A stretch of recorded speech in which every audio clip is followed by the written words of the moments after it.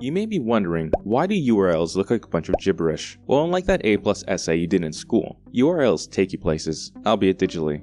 Because URLs are mostly gibberish, you're going to need to know its anatomy, from left to right, because you're here. HTTP or HTTPS, depending on the website, is a set of commands that handles the transmission of the web page. Basically, the commands of how the page is fetched or taken. If yours happen to have the S at the end, then you know any information you type into the site will be safe, mostly. Moving on, we're now seeing www, which is easy enough as it means World Wide Web, but in most cases it can be ignored as web pages can still load without you actually typing it in. The next two from left to right is the domain and a top-level domain. The domain represents a set of IP addresses, not yours mind you, but the IP addresses of the site you're trying to access, like Microsoft and all the IP addresses they use. Now, as for the suffix, which is a top-level domain, or TLD, it's there to tell you what kind of site it's supposed to be. I say suppose because some TLDs just require you to pay to get them. So, .ca, .org, .net, etc. can be bought, but there are a few that are specifically reserved for certain things. .gc.ca, .edu, .museum are only reserved for the Canadian government, educational institutions, and museums respectively, so you know those sites are solid.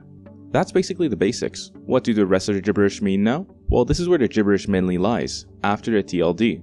So again, let's take a left to right approach and dissect what we commonly see in a URL.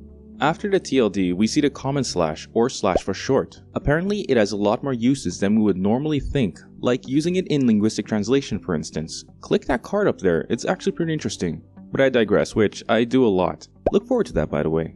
The slash just means that you're going to a subfolder of the page. For simplicity's sake, open up your C drive and click through the folders. Each time you go into a folder, you're going into a subfolder. It's the same deal.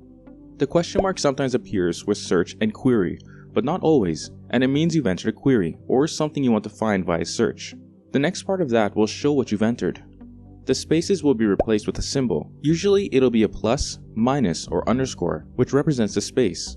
As for the ampersand, you know that symbol we write and draw as and? It blew my mind when I learned it had a name. Who knew, right? Well, it has a few uses in the URL. If you have multiple search queries, then it'll use this ampersand to separate them.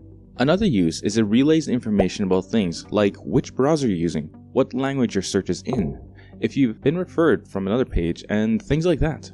There are tons more different little bits in URLs, but I need to keep within the time frame, so we'll finish up with the pound sign. Let's call it hash. Also called a fragment, makes certain pages in the site jumpable, which means that if you click on some text that has a hash in the HTML or an image on the page, you'll be jumped to whatever it is linked to on the same page. To simplify, think of it like a bookmark, and the web page is a book.